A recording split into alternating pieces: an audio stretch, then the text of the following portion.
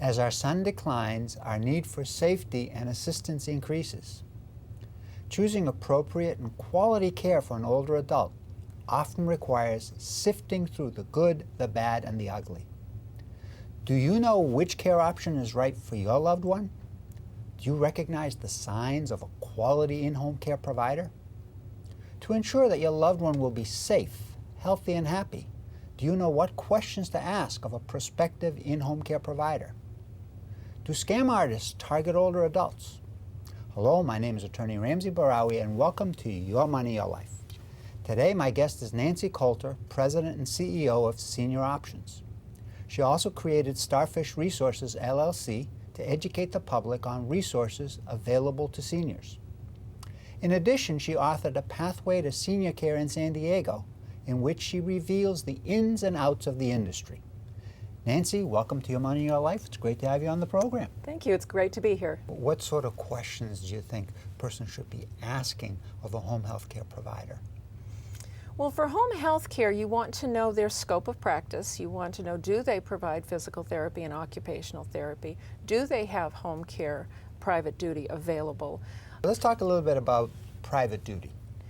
How is private duty different from the way you described home health?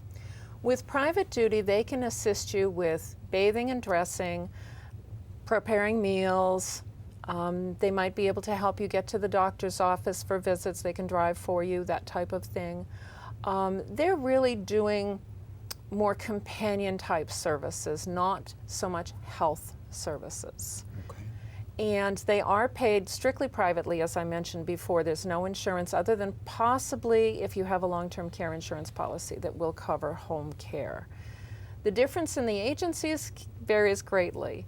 There are some agencies out there that really don't want to provide the proper insurances and such for their staff. And they may be a little cheaper. You want to make sure that they have their workman's compensation and their bonding insurance, because if that caregiver gets hurt helping your mother could end up losing her house if there's no workman's compensation insurance provided. You know, that's an excellent point that you make. The property owner has liability for any injuries that occur on the property if there's some sort of defect on the property. So you've got an excellent point. You want to make sure that somebody that comes in to the home is going to be bonded and insured, and also understand that homeowners insurance policies oftentimes have an exclusion for any domestic workers. Right. And this person would be classified as a domestic worker. So even if you have homeowners insurance, you'd be subject to the exclusion, and I think that's where your comment of you might lose your home comes in. Exactly. Yeah. You mentioned earlier that health home care requires a doctor's order. Yes. Private duty require a doctor's order? No. No. Okay. Not at all. So basically the person that requires the care can choose whatever agency they want, and they can choose how frequently they want the service. Mm-hmm. They don't need a doctor's order, No. But they have to pay out of their pocket. Yes, they do. Okay. And the pricing on that does vary a little bit. Generally, it runs $24, $25 an hour. One of the other questions that you want to ask when you're interviewing the company that you're considering is, how do they handle call-outs? What happens when you have a caregiver scheduled to be at your home at 8 o'clock and they're not there at come 9? Who is going to take care of that? And how are those caregivers overall supervised? Is there someone that comes to the house and checks in on them and makes sure that they're doing their job, and not just sitting there watching TV and eating bonbons while mom is laying in bed sleeping all day? So there are things like that that you need to be careful about. What if the caregiver has an illness or is otherwise unavailable? Will the agency be providing an alternate caregiver? They should. Okay. And that's one of the primary reasons that you want to go with an agency, in addition to the insurances, of course, because if you're working with someone that you've hired from the church or your neighbor and they're sick, now you're stuck. You really don't have a backup system. With an agency, you should have a backup system. Right. But it is always wise to ask and find out what their policy and procedure is. Another question I would ask is, will the agency be paying all of the required federal, state, FICA, and unemployment taxes? Another reason to use an agency. Any good agency should be providing and doing all of those things. I'd also want to know whether or not the agency is verifying the caregiver's references. Yes. And if they are, can I look at those references? Can I see what they are? Not just references, but they should also be doing a Department of Justice or a Corey background check, and if the caregiver is going to be doing any driving, you want to know what their driving record looks like. Have they had many accidents or any accidents? Because you don't want your loved one getting into a car with someone with a very bad track record. Well, actually, not only do you want to know what the driving record is, but you want to know if they have a valid driver's license, Well, right? that too.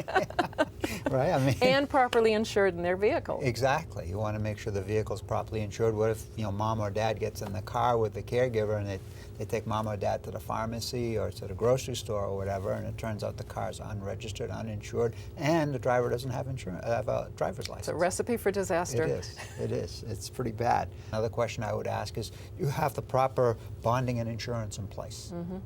That's very important. Is the agency maintaining any documentation with regards to the coming and going of this caregiver and whether the caregiver is indeed doing his or her job? It's very important that the caregivers are somewhat supervised by someone, and they should be keeping documentation, although they're not required to. Home care companies are not regulated here in this country, so home health is regulated because of Medicare and the insurances, but home care isn't. So there's a lot of variables that are out there, and so that's something that you want to look at as well. Okay, and I developed another set of questions which is really to an individual, not an agency. So if an individual is going to step forward and say, I'd like to help take care of your mom and dad, one of the first questions I would ask is, do you smoke? That's not a bad question, unless, of course, mom smokes. Okay, well, if mom smokes, then that'd be a form of companionship for her, wouldn't it? It could be, Yeah. but it's also something that you want to keep an eye on, because you want to make sure they're not taking constant smoking breaks instead of taking care of the loved one that you're paying them for. True. They're taking smoking breaks instead of working, right? I would also ask, we talked about this a little bit earlier, about the validity of the driver's license. Yes, they should be providing proper identification, proof that they are eligible to work here in this country. A background check is perfectly reasonable to ask from someone. There are companies out there that will provide that for individuals. If they have a CNA license, it's probably already been done, but it's always good to ask and get that information up front so that you're as safe as possible. I personally think that somebody hiring a person like that that's not insured, that's not bonded, it's a huge, huge risk. It is risky, but for some people it's the only option because of financial reasons. Not everyone can afford $25 an hour, and so they have to look at the lower cost issues. And but again, you want to just do your due diligence with that, and ask those questions and get that information up front when you bring somebody in. Now, a question that I developed: are you afraid of pets? Allergies, fear, there's lots of things that could be in the way. Sure, and pets are very important to seniors, so you want to allow the pet to stay for as long as possible in any situation. So they really do help maintain the health of the senior. But yeah, it's a very good question to ask someone. Yeah. Another question I would ask would have to do with memory issues. How do you deal with somebody who maybe doesn't have a very good memory, or maybe has a touch of dementia? Are you going to be easily frustrated? And if you are, then maybe you aren't the right person for this job. Exactly. But there again, when someone has a dementia or any type of a memory impairment, it's really important to have the properly trained people come in. An agency would be a better way to go, unless you know for a fact that this person that you're bringing in has had some previous training. I actually agree with you. I would always prefer to have a trained person come in. Granted, they're going to be more expensive, but they understand what they have to do. They understand the job description, so to speak. And secondly, they've been trained to do this job. Exactly. There's nothing more frustrating on all levels than seeing a caregiver arguing with an elder over something that the elder really isn't able to reason any longer. And it just becomes so frustrating for the family, for the elder, for the caregiver. It's not a good situation. So you always want to make sure that they've had the proper training on how to deal with someone with memory problems. I think that's a good place for us to stop. The number of Americans over age 65 is increasing dramatically. The effects of aging, such as reduced vision, decreased muscle strength, reduced mental processing, increased risk of falls, and reduced mobility, is likely to affect each one of us in some way. As such, deciding where to live in our senior years is influenced by factors such as our health, family assistance, personal finances, and home modification. Scams abound at any age. However, older Americans are more vulnerable to financial exploitation.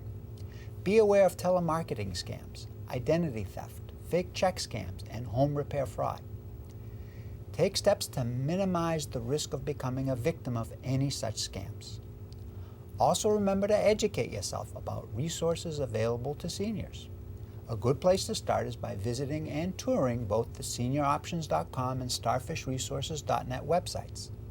Visiting these websites will make an appreciable difference. In closing, I'd like to thank my guest, Nancy Coulter, founder and CEO of Senior Options, creator of Starfish Resources LLC, and author of A Pathway to Senior Care in San Diego, for her participation on this program. Nancy, thank you. It's been a pleasure. Pleasure's been all mine. And thank you to you, our viewers, for watching Your Money, Your Life. My name is Attorney Ramsey Bahrawy, Building a Trust.